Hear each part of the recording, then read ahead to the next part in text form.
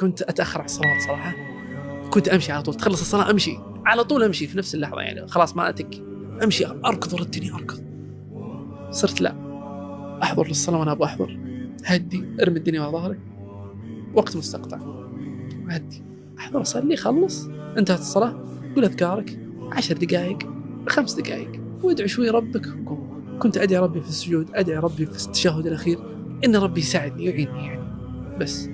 واختلفت والله العظيم عبد الله، صرت أصحى من نومي أقول اللي بيجي من الله حياه الله، أخذها بالهداوة، عيش حياتي ببطء، خفف زعل، خفف قلق على الدنيا، خفف خوف، واللي بيجي من الله حياه الله. اختلفت نفسيتي 180 درجة، فرق مو طبيعي.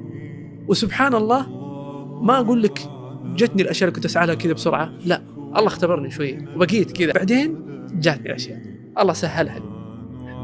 حاولت والله، حاولت مرة مرتين 3 4 5 ما قدرت يا أسامة، ما قدرت.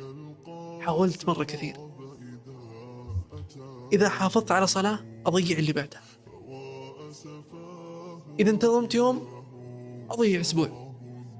هي كذا البدايات صعبة. أنا عارف إن عندي مشكلة وعارف فين مكان المشكلة بالضبط، بس مو قادر أحلها، والله مو قادر. اختلفت والله العظيم عبد الله، صرت أصحى من نومي أقول اللي بيجي من الله حياه الله، أخذها بالهداوة، عيش حياتي